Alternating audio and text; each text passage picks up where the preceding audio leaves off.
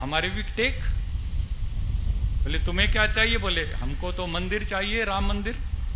कहाँ चाहिए? अयोध्या में। बोले हाँ मैं लगवा देता हूं। उसी राजीव गांधी ने अपने एक मिनिस्टर को भेजा, जाओ फैजाबाद की कोर्ट में अर्जी दो।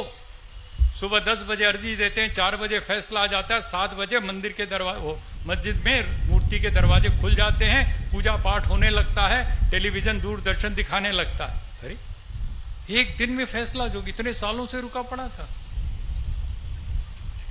फिर भेजते हैं बूटा सिंह गृह मंत्री को, जाओ नींव रख दो, संगे बुनियाद, मंदिर बनना शुरू हो जाए, हिंदू भी खुश हो जाएंगे।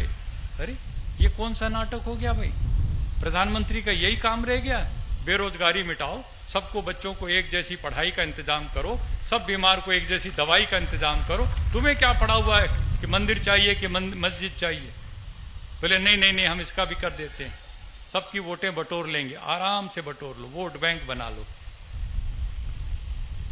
तो बूटा सिंह ने जाके संगे बुनियाद रख दी और कहा यहां से मंदिर बनेगा, इतना बढ़िया बनेगा, ये है वो है। आडवाणी जी ने रथ यात्रा निकाली। मंडल कमीशन वीपी सिंह ने लागू किया था पिछड़ों के लिए आरक्षण की बात। आडवाणी ने सोचा यार ये सारे पिछड़े तो हिंदू हैं और इसको ये ले जाएगा, मेरे पास क्या रहेगा, मैं किस पार्टी का नेता बना रहूंगा, तो कैसे इनको लाया जाए? बोले तेरे पास मंडल है वीपी सिंह, मेरे पास कमंडल है, और मैं कमंडल से देखता हूं तेरे हिंदुओं को मैं इधर ले आऊंगा तोड़ के। और जब रथ यात्रा निकाली सोमनाथ से, पूरी सरकार हिलने लगी और मुझे बुलाया वीपी सिंह जी ने, क्योंकि मैं मंडल कमीशन का समर्थन कर रहा था, उनकी पार्टी में नहीं था। मैंने कहा अच्छा काम है, पिछड़ों को सामाजिक न्याय मिलना चाहिए। तो उन्होंने मुझे कहा स्वामी जी इसका भी कोई हल निकालो, इस मंदिर का, ये मस्जिद वाला जो बाबरी मस्जिद। मेरे दोस्त थे सैयद साहबुद्दीन, हमारी पार्टी में थे, चंद्रशेखर जी के साथ मैं भी और वो भी। तो मैंने उनसे जाकर के पूछा, जफर याब जिलानी साहब से बात की, कोई रास्ता बताइए। उन्होंने मुझे बताया रास्ता। कहने लगे मस्जिद की जगह जो है पूरी की पूरी 2.7 एकड़ जमीन है, उसके सामने 65-67 एकड़, लगभग 70 एकड़ जमीन खाली पड़ी है, वो जमीन दे दीजिए इनको। जब आडवाणी जी रथ यात्रा में बैठ के दिल्ली आए, इधर आने से पहले, पटना के बिहार में घुसने से पहले, बिहार में घुसने से पहले तो लालू जी ने गिरफ्तार कर लिया, उससे पहले की बात मैं बता रहा हूं। जब वीपी सिंह जी आए और कहने लगे ये क्या समाधान है, तो हमने वो नक्शा खोल करके बताया उनको कि देखिए ऐसा ऐसा भव्य मंदिर बन सकता है, आप ले लीजिए जितनी जमीन चाहिए, 3.25 एकड़ को छोड़ के, और 30 एकड़ ले लीजिए, 35, 40, 50 एकड़ ले लीजिए। तो आडवाणी जी मुस्कुराए और बोले मुझे बेवकूफ समझ रखा है कि मैं राम का एक और मंदिर बनाने निकला हूं? आपने मेरा नारा नहीं सुना? हमने कहा उनसे एक बार फिर बताइए क्या है नारा? कहने लगे सौगंध राम की खाते हैं, मंदिर वहीं बनाएंगे। बोलने लगे वहीं का मतलब समझिए। हमने कहा वहीं का मतलब तो अयोध्या में। बोले ना, वहीं का मतलब है वो जो बाबरी मस्जिद है उसके बीचों बीच में 4 फुट बाई 4 फुट का जो मिंबर होता है जिस पे खड़ा होके इमाम खुतबा करता है, वहीं ठीक उसी जगह पर राम जी पैदा हुए, रामलला। उसी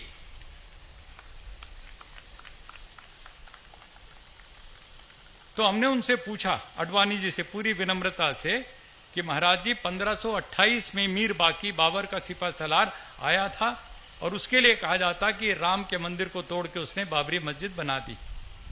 1528 में आडवाणी जी न आप थे, न मैं था, न कोई था, लेकिन राम का सबसे बड़ा भक्त दुनिया में तुलसीदास उसी सरयू के तट पर बैठ करके रामचरितमानस लिख रहा था, दोहावली विनय पत्रिका लिख रहा था। उसकी एक दोहा, एक चौपाई कहीं भी मुझे दिखा दो जिसमें तुलसीदास ने ये लिखा हो कि मेरे भव्य आराध्य देव राम के मंदिर को तोड़ के मस्जिद बनाई गई। कहीं नहीं, एक शब्द नहीं। तुलसीदास को नहीं दिखाई पड़ा, आडवाणी जी को दिख गया। मैं आपसे सच कहना चाहता हूं, हम लोग खूब अच्छे आराम से रह सकते हैं आपस में, प्यार से, मोहब्बत से, लेकिन सियासतदानों को यह मंजूर नहीं है, उनको राजनीति करनी। उनको मंदिर मस्जिद की राजनीति करनी है, हिंदू मुस्लिम की चोटी दाढ़ी की ये राजनीति करनी, इसी में उनको वोट मिलते हैं, पैसा मिलता है, सब कुछ।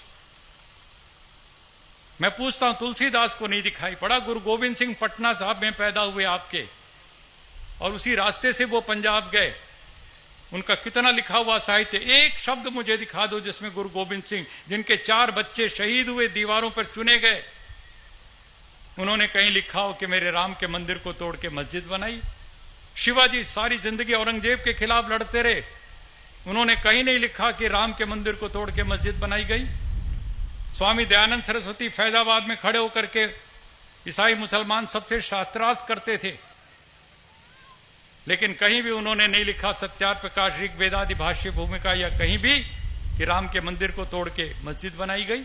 विवेकानंद, जिन्होंने शिकागो में जाकर कितना शानदार भाषण दिया, सारे हिंदू समाज को गौरवान्वित किया, उसकी विवेकानंद की 200 किताबों में एक शब्द नहीं मिलेगा कि राम के मंदिर को तोड़ के।